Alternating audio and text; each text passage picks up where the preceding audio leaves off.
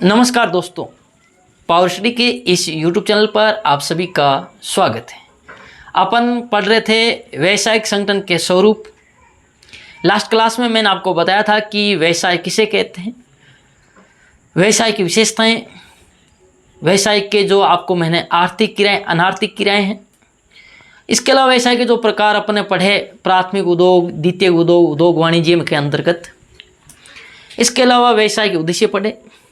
अब अपन आगे क्लास को कंटिन्यू करते हैं। आपका जो सिलेबस है उसमें जो स्वरूप में दे रखे हैं वो 3 दे रखे हैं: एकल व्यापार, साझेदारी और कंपनी। तो अपन पढ़ते हैं आज एकल व्यापार यानी कि सोल बिजनेस, या फिर बात करें सोल, जिसे प्रोप्राइटरशिप भी कहते हैं।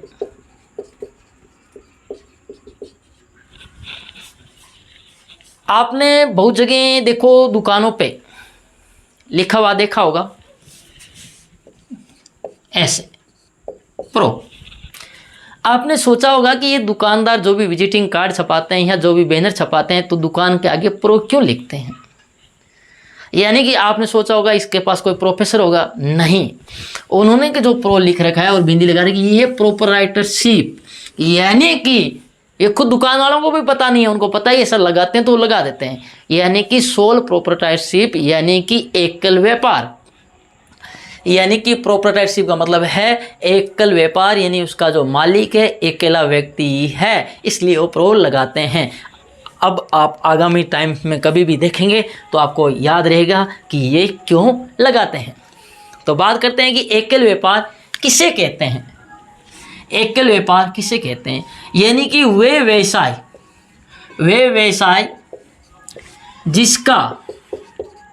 जिसका स्वामित्व, प्रबंधन एवं नियंत्रण एक ही व्यक्ति के हाथ में होता है, एक ही व्यक्ति के हाथ में होता है, तथा एक ही व्यक्ति के हाथ में होता है तथा वही व्यक्ति लाभ या हानि को प्राप्त करता है।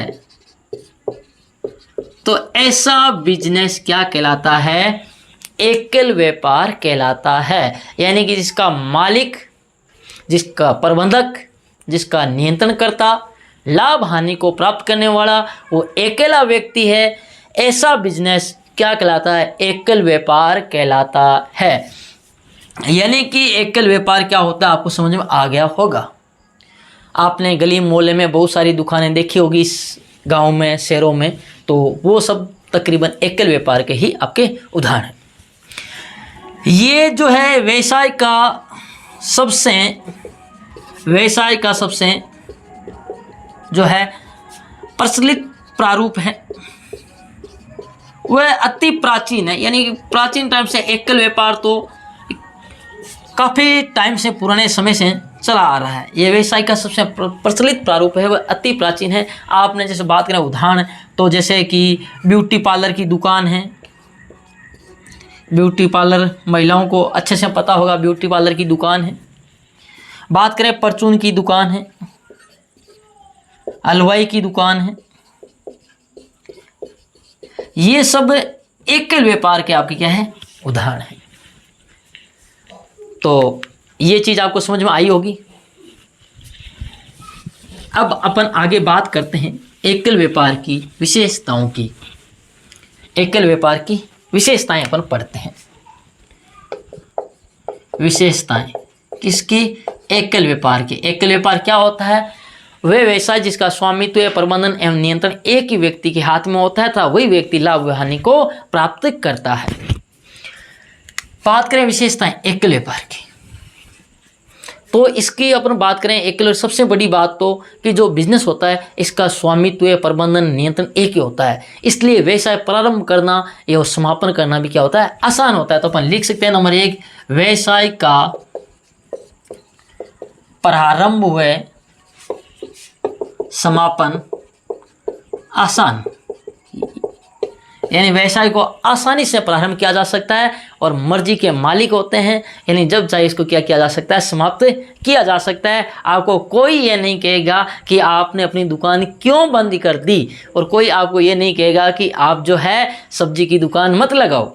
यानी कि व्यवसाय का प्रारंभ और समापन आसान है, लेकिन ऐसा नहीं है कि आप अकेले व्यापार हैं कि मैं तो अकेला आदमी हूँ, अकेले व्यापार करूँगा, मैं तो है ना शराब का ठेका खोलूँगा। तो ध्यान रखना, कुछ व्यवसाय के लिए क्या है, कुछ व्यवसाय में, अकेले व्यापार में कुछ व्यवसाय में क्या अनिवार्य है, लाइसेंस लेना अनिवार्य है। जैसे कि बात की जाए तो शराब की दुकान या ना, या कोई रासायनिक वगैरह जिनके लिए सरकार ने लाइसेंस लेना अनिवार्य कर रखा है, उनमें क्या लेना ज़रूरी है, लाइसेंस लेना अनिवार्य है। बात करें एकल बिजनेस है तो सीधी सी बात है, उसका स्वामित्व किसके पास है, एकल स्वामित्व, यानी कि उसका मालिक वही है, उसी एक के पास ही मालिक है, और मन मर्जी इसका मालिक है, किसी को उसके कहने की या सुनने की ज़रूरत नहीं है। बात करें नंबर 3, जब मालिक एक है तो इसका मतलब लाभ हानि का कोई बंटवारा नहीं, लाभ हानि का बंटवारा नहीं, यानी कि लाभ हो चाहे हानि हो, किसी को आपको नहीं बांटना है। अगर हानि होगी तो वो भी किसको वहन करनी है, आपको ही वहन करनी है, कोई दूसरा लेने भी नहीं आएगा। बात करें नंबर 4, अब बिजनेस अकेला है, बिजनेस जो मैन है तो उसका दायित्व भी क्या है, असीमित दायित्व है, यानी कि जो दायित्व है वो लायबिलिटी है, वो अनलिमिटेड है, सीमित दायित्व नहीं है। यानी सीमित दायित्व का मतलब होता है कि यदि आपको 1 लाख का लॉस हुआ है और दायित्व आपका अगर 40,000 है तो 40,000 दो, 60,000 आपको नहीं देने। पर यहाँ ध्यान रखना, आप मालिक हैं, अगर आपको हानि हुई है पूरी की पूरी वो आपको वहन करनी पड़ेगी। आपकी व्यक्तिगत संपत्तियाँ जो है और दुकान की जो संपत्तियाँ वो भी आपको बेच करके भी अगर हानि हुई तो चुकानी पड़ सकती है, यानी असीमित दायित्व है। बात करें नंबर 5, सीमित व्यापारिक क्षेत्र, जो बिजनेस है उसका क्षेत्र क्या है, सीमित। अब अकेला है, बिजनेसमैन है, तो ऐसा तो है नहीं कि 10-15 बिजनेस चला सकता है, यानी सीमित व्यापारिक क्षेत्र होता है एकल व्यापार का, यानी कि ज़्यादा बड़ा बिजनेस इसमें नहीं हो पाता। व्यापारिक क्षेत्र क्या रहता है, सीमित रहता है। अब बात करें आगे तो व्यावसायिक निरंतरता का अभाव, यानी कि जो बिजनेस है वो ऐसा नहीं है कि चलता रहेगा अनवरत, जैसे कि आपकी क्या होती है कंपनी वगैरह होती है, वैसे नहीं होता कि आपका। तो इसका क्या होता है, व्यावसायिक निरंतरता का अभाव पाया जाता है, यानी अकेला व्यक्ति है, अगर वो अस्वस्थ हो गया, पागल हो गया या मर गया, उन सभी दशाओं में उसका बिजनेस क्या हो जाएगा, ठप हो जाएगा। लेकिन आपको पता है कंपनी में इसका कोई फर्क नहीं पड़ता, लेकिन अभी यहाँ पढ़ रहे हैं अपन एकल व्यापार, तो बात करेंगे एकल व्यापार की। तो इसमें क्या होता है, व्यावसायिक निरंतरता का अभाव पाया जाता है, यानी कि व्यक्ति की जो मालिक है उसकी अस्वस्थता, मृत्यु, बीमार होने पर क्या हो सकता है, बिजनेस बंद हो सकता है। तो ये थी सारी एकल व्यापार की विशेषताएँ। अब अपन आगे पढ़ते हैं एकल व्यापार के लाभ। देखो किसी चीज़ के 2 पहलू होते हैं, लाभ भी होते हैं तो कुछ दोष भी होते हैं। तो अपन यहाँ पढ़ते हैं एकल व्यापार के लाभ। देखो वैसे एकल व्यापार है, इसके लाभ काफ़ी लाभ होते हैं। देखो एकल व्यापार है, आदमी एकल है तो जब चाहे दुकान का शटर डाउन किया और किसी की शादी में जाना है, शटर डाउन किया, शादी में चला गया, कोई मना करने वाला नहीं है। आपके पास अकेला आदमी है, आपको किसी को हिसाब किताब देने की ज़रूरत नहीं है कि नहीं है। आपका लोगों से व्यक्तिगत संपर्क है, क्योंकि आपको सीधी सी बात है आप व्यक्तिगत संपर्क करोगे लोगों से, और सीधी सी बात है प्रॉफिट होगा तो भी आपका ही है, कोई आप बंटवाने वाला यानी कि आपको नहीं आएगा। तो यानी कि इसमें पूर्ण नियंत्रण खुद का होता है, किसी दूसरे पर डिपेंडेंट नहीं करना पड़ता। तो एक लेकर बहुत सारे लाभ हैं। तो बात करते हैं नंबर अपन 1, शीघ्र निर्णय। सीधी सी बात है, अपन डिसीजन ले सकते हैं, जल्दी डिसीजन ले सकते हैं, अपन को किसी से पूछने की ज़रूरत नहीं है, फाइनल डिसीजन अपना है और फर्स्ट डिसीजन भी अपना ही है। तो आसानी से निर्णय ले सकते हैं। ऐसा नहीं है कि निर्णय में अपन लेते लेते टाइम पीरियड निकाल दें और उसकी वजह से बिजनेस को लॉस हो, ऐसा इसमें नहीं है। जैसे कि अगर मान लो आपको दीपावली के टाइम पर आपके हलवाई की दुकान है, कोई मिठाई बनानी है, तो आपको ही सोचना है कि मिठाई बनानी है कि नहीं बनानी, किसी दूसरे से नहीं पूछना। आप जल्दी क्या कर ले सकते हैं, उसको डिसीजन ले सकते हैं। व्यापार का जो है आसानी से प्रारंभ किया जा सकता है। बिजनेस को क्या किया जा सकता है, आसानी से प्रारंभ किया जा सकता है। इसमें गोपनीयता बनी रहती है। क्या बनी रहती है, गोपनीयता बनी रहती है, यानी कि आपको जो भी है किसी को बताने की ज़रूरत नहीं है। इसके कारण जो है आपको पता है प्रॉफिट अपना है सारा, तो आदमी के कार्य में क्या रहती है, लगन भी रहती है कि काम करो, अपन जितना करेंगे उतना ही अपना है। व्यक्तिगत संपर्क भी रहता है लोगों से, ग्राहकों से व्यक्तिगत संपर्क रहता है। पूर्ण नियंत्रण रहता है, खुद का नियंत्रण रहता है पूर्ण, किसी दूसरे का नियंत्रण नहीं है, खुद का ही क्या रहता है, नियंत्रण रहता है। तो ऐसे बहुत सारे लाभ हैं। अगर बात करें आगे लाभों पर, एकाधिकार यानी कि लाभ किसके हैं, खुद के हैं, किसी दूसरे को नहीं बांटने हैं।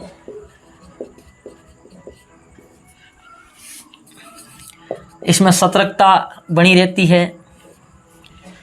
तो ये बहुत सारे इस प्रकार आप देख सकते हैं। ये आपके क्या है, एकल व्यापार के लाभ हैं। जैसे आत्मविश्वास है, ये भी एकल व्यापार का क्या है, लाभ है। तो अब बात करते हैं अपन आगे। इसके अलावा ये आपको और बात करें तो ये कम खर्चीला भी है, यानी कम खर्चीला है बिजनेस, सीधी सी बात है, ये भी लाभ है इसका। अब आगे अपन देखते हैं एकल व्यापार के दोष।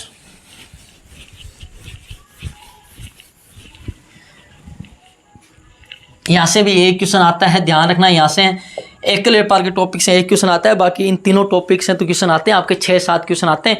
ध्यान रखना, एकल व्यापार, साझेदारी और कंपनी से थ्योरी के 7-8 क्वेश्चन आते हैं, और 7-8 क्वेश्चन होते हैं 16 नंबर के। अगर 8 क्वेश्चन आए तो जिसमें आपको व्यवसाय, पहले तो आपको व्यवसाय का स्ट्रक्चर समझना है, उसके बाद तीनों जो आपके स्वरूप सिलेबस में दे रखे हैं वो। अब बात करें एकल व्यापार के दोष।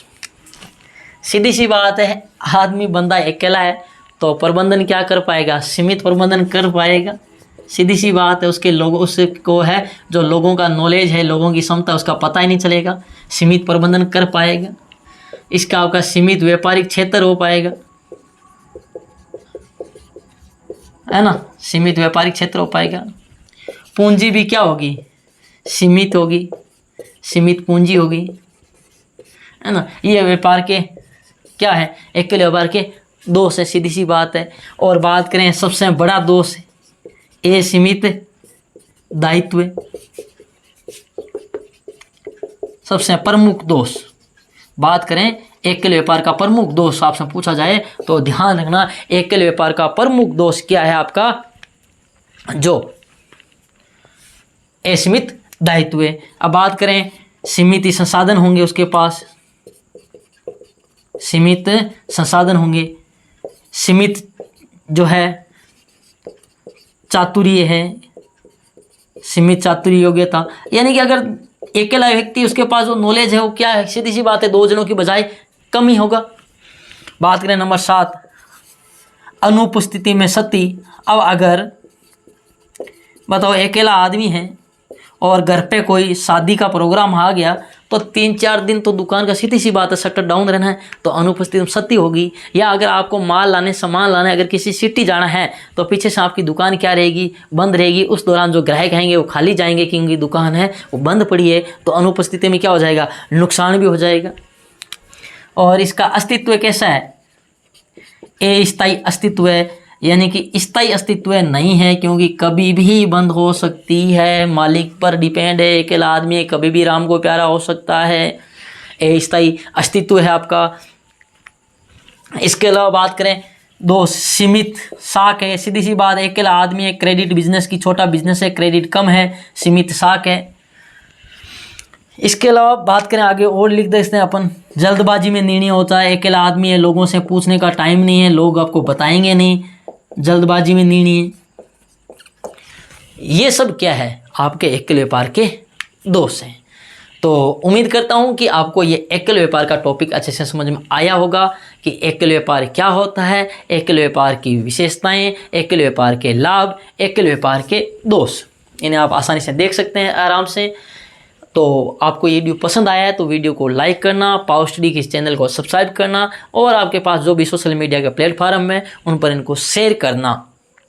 ये क्लास आपके कंटिन्यू चलती रहेगी। आगामी क्लास में अपन पढ़ेंगे साझेदारी। लेकिन एक क्वेश्चन में जाते जाते आपके लिए छोड़ देता हूँ। आप सबको पता होगा भारतीय साझेदारी अधिनियम 1932 जो 1 अक्टूबर 1932 को लागू हुआ, लेकिन उससे पहले वो किस में था? भारतीय अनुबंध अधिनियम 1872 में था। आपको ये बताना है कि वो भारतीय अनुबंध अधिनियम 1872 की कौन सी धाराओं में था। यानी आपको पता होगा अनुबंध अधिनियम 1872 है, उसमें कुल 266 धाराएं थी। आपको बताना है कि भारतीय अनुबंध अधिनियम 1872 में साझेदारी अधिनियम 1932 में अलग होने से पहले उसमें कौन सी धाराओं में था। आप नीचे मुझे कमेंट बॉक्स में कमेंट करके बताएंगे। तब तक के लिए धन्यवाद। जय हिंद, जय भारत। मिलते हैं आगामी क्लास में, बने रहिए हमारे साथ।